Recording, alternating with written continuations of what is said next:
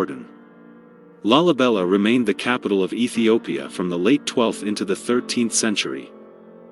At an altitude of around 2,480 meters, the archaeological site consists of 5 churches north of the town's River Jordan, 5 south of the river, and 1 independently located. The churches in each grouping are connected by a system of tunnels and trenches. Beit Georges, the 11th church, is connected to the others by trenches. The northern churches are Beit Medhain Elam, Beit Miriam, Beit Golgotha Michael, Beit Meskel, and Beit Dinagel.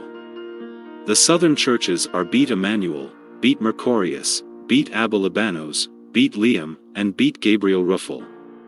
The layout and names of the major buildings in Lalibela are widely accepted, especially by local clergy, to be a symbolic representation of Jerusalem.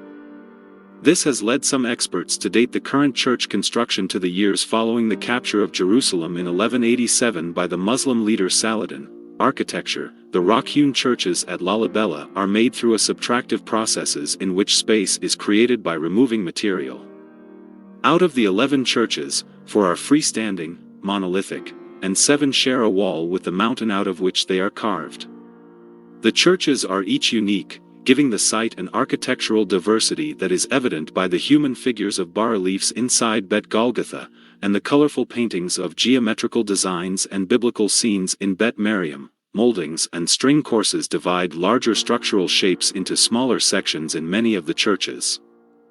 All 11 churches were the result of a process using the basic tools of hammers and chisels to excavate trenches surrounding the monolithic and semi-monolithic structures, as well as a system of tunnels which connected 2 separate groups of the churches with each other out of the scoriaceous basalt.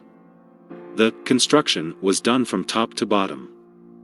The geology of the region partially determined the structure of the churches and their hydraulic systems.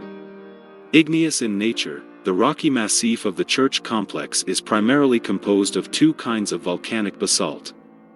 The churches have been carved top-down from the sections of porous basaltic scoriae using chisels, axes, and other blades. Workers first traced the perimeter of the structure on the rock face, then isolated the main structure of the church. Finally, the inner mass was sculpted as the exterior was refined and ornamented. Unlike in built construction, where the last element constructed is at the top, this method of construction leaves the most recently hewn element at the bottom. To avoid flooding from underground rivers and water tables, the church builders excavated drainage canals and trenches. The roofs of the 4 freestanding monolithic churches slope at the same angle of the rocks from which they were carved, further promoting drainage. Additional hydraulic systems filled cisterns and baptismal pools, including the 3 pools in the courtyard of Beit Miriam. The churches of Lalibela are square or rectangular in form, with basilical or cruciform plans.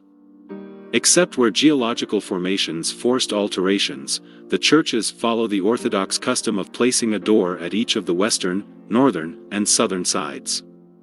Steps and steep pedestals lead visitors upward into the churches, lifting them from the carved trenches and pathways.